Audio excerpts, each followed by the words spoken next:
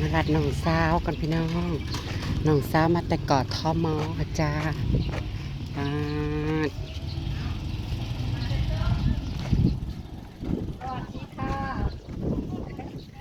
สวยค่ะสวยสวยบ้านนั่นบ้านนั่นมาเฮิงแล้วปีอ่ะ อุ้ยมาอยู่ในนี่แต่เฮิงเลย มาจะโดนแล้วมาจะซื้อสิกันไงป้างกับ เหรออันนี้รถใครมาแต่ไหน อันนี้รถข้าม อ๋อป้าติดจากตัวแอร์นี่น้อย ที่ตัวเดียวนี่ บอกติดในนอกบอกเพิ่งว่าติด สวัสดีค่ะพี่ไอ้จะแม่นว่าข้าวจะแม่นข้าวไม่อยากให้เบิ่งนานนะ แต่เอ็ดเปิดมาจากหน้าดำ โยนแลนลงมาติดตึกสันหักให้ละกระเทยบ่ตา ไปข่าวห่มนะไหม เข้าห้องแผ่นดินไหว มึง แม่ก็มานี่ผมนี่เอ้า ผม ตูบกระเด็นตูบกระเด็นพูดเป็นยังไงบ่แล้วอันไหน อุ้ยตุ่มหูสู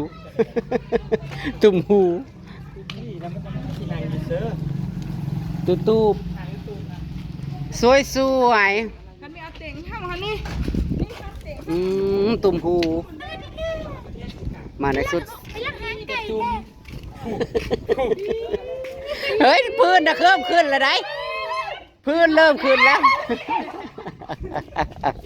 เอาผมสองข้าง ติดอ่ะบ่คือมัด ติดเอา ใส่คือคนละสี กับไม่ตุ้งจางงูกับไม่พุ่มกับไม่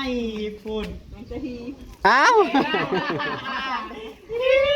มีเงินซัดจะไปเติมยีไปซื้อวากันที่มากะยีสันตรง เพลงมือบ่มาด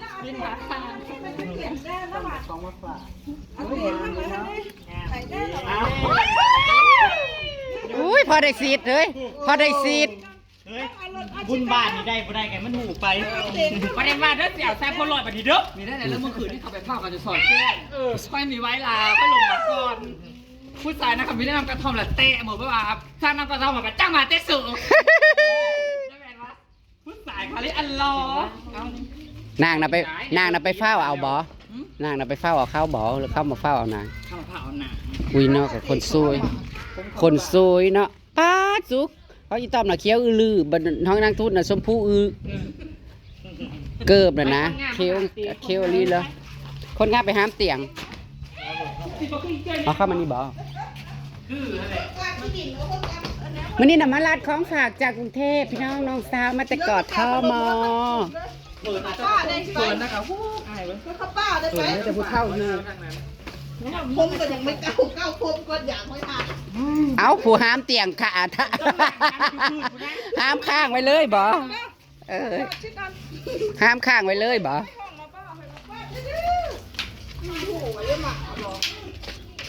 ป้าไปเชื่อมป้าไปเชื่อมแม่บักข้าวบักข้าวพี่ยาว่าโอ้แดงคนดีแดงมันแดงมันไปเอาชาติน้ำมัน มันเป็นอะไรมันพันคอบ่บัดนี้นะพอได้ซีดชมใจ มันจะได้บอลอย่างตาเริ่มเรียกมันทอดนั่น บอลคุณนะมันเด็ก ว่าถึงทางสติ๊กแดงไปบอลบอลเดินเป็นมาเปิดเราค่อยหนาวแล้วตอนนี้เด้อ ยูเอาไปรถ สงกรารพันหน้าเอาบ่ หนาวรีบมาตีรถไปอยู่ ยูเอาไปไว้นะคะเร็วรถตาเดี๋ยวผมรถไปนี่เอามา ต้มยังมาแห้งเลยเนี่ยมันหนาวเลย เข้าได้อ่านตื่น บ่ลงคุณบอสอ่ะ ก็จะมัน จมแรกจังลูก ต้มใส่ ลูกไม่ได้ทางลงไปก็ได้เรือ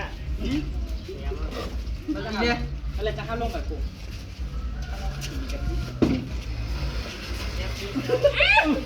เอาหยัดคนสวยเขาแจ๋ซะ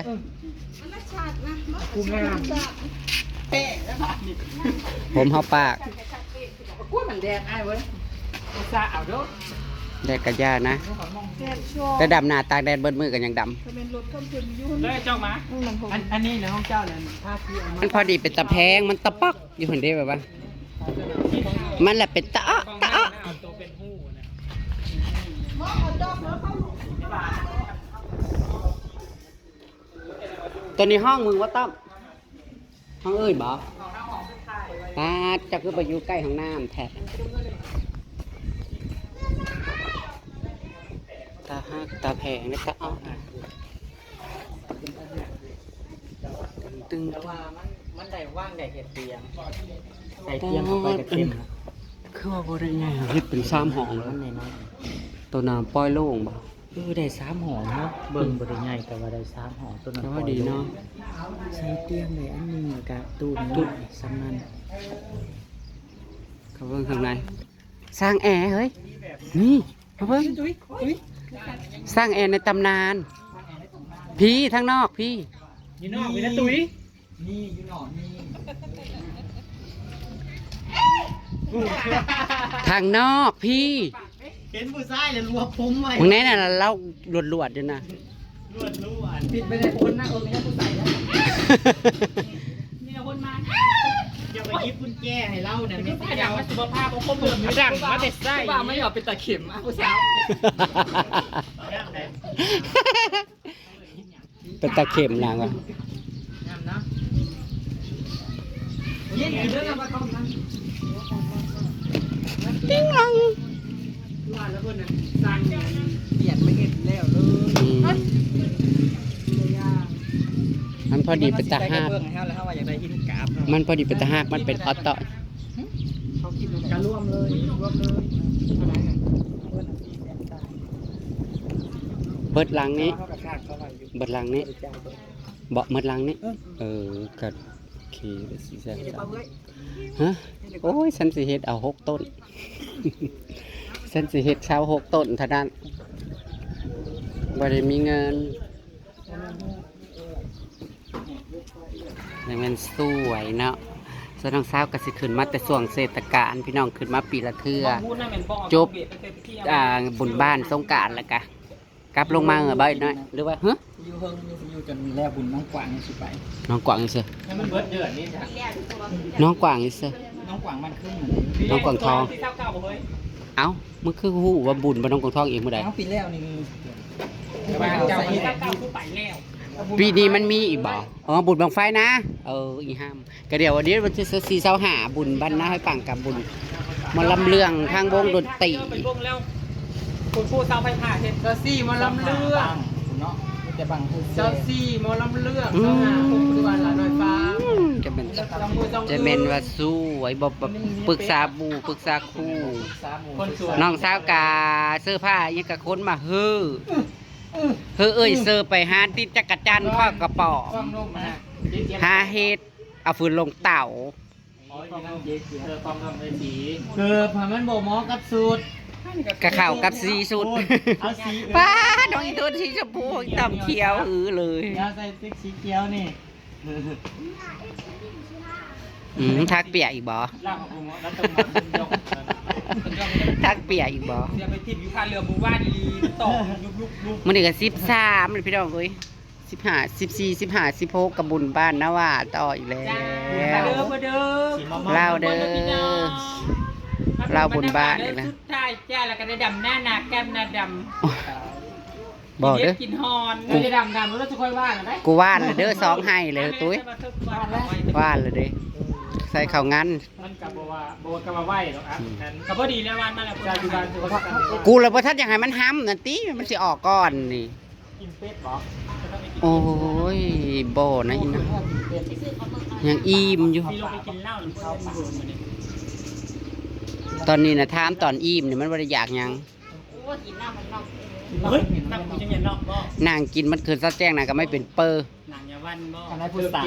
เส้นหนาติด กันได้พูดตายนะ มาน่ะน้องสาวน่ะก็จะกัดโลด มันไม่ได้พูดตายแล้วครับเป็น กูท่าอย่าท่าเฮ้ยมึงมานะต้อมมึงมากัดนางหนึ่งกัดนางอาดนั่นนางอาดน่ะอ้าปากไม่ได้ แค่กูมือดิข้าว ก็แหละมันพูดตายเมื่อวานนี่มันมีเป็นอันยุอันนัง เออ โอ้ยงอกใช่เด้อไปแน่น่ะ มีแมนแยกไปเริ่มเลยเต้นนี่สู้กูที่ต่อซับนะนะ เป็นสัมผัสที่ตายแล้วเมื่อคืนนี้ ว่า สัมผัสที่ตายว่าสัมผัสที่เคย อ่า สัมผัสว่าอันเป็นแนวเลิกความรู้สึกผู้หมากกระเถยนั่น อืม นี่เป็นแนวเลิกว่ะมันโมนมันโมนว่ะ ไปนากระเทยแล้วมันโมน แล้วเอ็นะท้ามาเพลออันเพลอพูดถึงกระเถยดูได้แหละแล้วมูนะอันวัที่แรกอันบักเปอร์บักไอ้นะสี่ไปเสิร์ฟองค์หลวงวันนี้วะ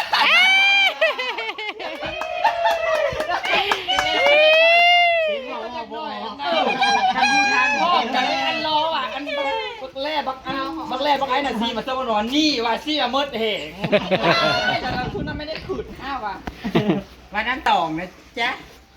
ตีสองบ่มาน่ะ มันไปมันคืนที่2จ้ะเอาถาดตกแต่งเลยนะจะตีโม เดี๋ยวมึงดูลีนนะมันแรงซะเลยจังมาจะบอกว่าจังติดแล้ว ตีส้มจ้า ค่ะ เพิ่นไปป้าก่อนเลยวะไม่โตไปป้าน่ะก้อยคือเอารถไปแล้วค่อยไปวาดเตา ตีเต่าน่ะตีสองผูก บ่ไม่แล้วก็แต่นอนพดโตแล้วก็ปิดโทรศัพท์ไว้ก็ย่าน แล้วเขา ตื่นมาแต่ขอความข่าวสารตู้มูจะมาซื้อก็ คือจังหวะหมู่บ้านนึงกูเลี้ยงมานั่นกูว่าฝนบ้านว่าตกแห้งแล้วแห้งบ่ใครอยู่ น้องอาจจะสมองคุณเนาะ เพิ่นด่าเขาบ่สวดเพิ่นไปรอบเสิร์ฟบ่แม่นไปด่าบ่สวดโทษแหละบ่ ได้ ได้ ที่ สิ แท้ ไม่ ไม่ ได้ ได้เจ้านะจะได้แนวแท้เอาไหน แท้ โทษแล้วเขาบ่รับตัวแม่ด่า แต่มันได้แนว ถ้าได้ลบมาข่อยเซ็เจ้า มันคือสิบลายเก่าๆมาทั้งลูกคิดไปเอามาแท้เอาลาย มาทำความสะอาดเถอะ แข่งกูว่ามันพกให้ฮู้กูมีแพ้ มันบกโปงไม่เที่ยว เอา เจ้า แว็กเอาแว็กเอา นี่ กว่า นี่แม่มันไม่ได้เจ็บแต่นี่ แบตเตอรี่นะ มาสิ เอ็นโล นี่ เจ้าคอยชุมโป้งมันขืนเจ้ากระเทือ พอ มัน ชิ้ ขื น น น้อ เจ้าย มันเป็นส่ง เอ็ดเป็นส่งเป็นรูปกาโฮเจอ ถ้ามันจ้อมๆอยู่ฮะนี่อันนี้มันเข้ามาหลังโผล่ มันยาวนี่บ่นี่ แท้คนจักรแล่นะเฮ้ยมัน ที่แรกก็คือจะมันโปงให้มันเจ็บ โอ้ย แล้วเดี๋ยวกันแต่ห่วง ช่วยเป็นอีเล่นเป็นช่วยเป็นแยกเป็นใหญ่ไปยืนลา หอดแถวนี้มันนี่ ช่วยเด็ก สวยกะเฮ้ยมันได้คนอุ้มไปเยวแน่ เราจะพาดทิ้ง ไม่ฝาก เออ ยังไม่ทันได้บอกกันจับอีเลยตั้งแต่เขาขาดเพจปอง อันคาเคยจะได้แล้วผู้ไปยืนนั่นเองนะ ได้จะได้เลยมันเก่งเด้อสู้ เฮ้ย มันก็เก่งได้ความสามารถมันเลย แต่ตีซ้อมให้อย่างล่มมาโอ้ ไอ้พวกเก่านั่นแล้ว ยก ดีมี ซื้อของเองนะ มาเลย ดีมีแห้งร่ำรวยคือเก้าจ้า ปีใหม่นะคะน้องสาวรวยมา ได้ปีนี้ โอ้ยน่ะสินอนเฝ้าพี่อ้ายไปกิน เก่ง นอนเผาพี่ ยอด แต่ว่ามันป่วงไหนมันป่วงมันมีตะแลนให้ผูกเสือกมันไว้หน่อยเด้อ คอยกับพวงคือแต่ก็ต้องไปมาไหวกันแล้ว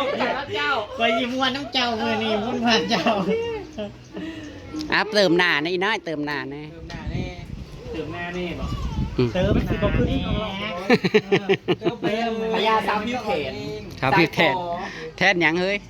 แทนไว้บ่ ล่างมากเลยสีแทนไปดิ อันสีสุดกับสีผิวกับสีเดียวกันเลย สายฟอ พูด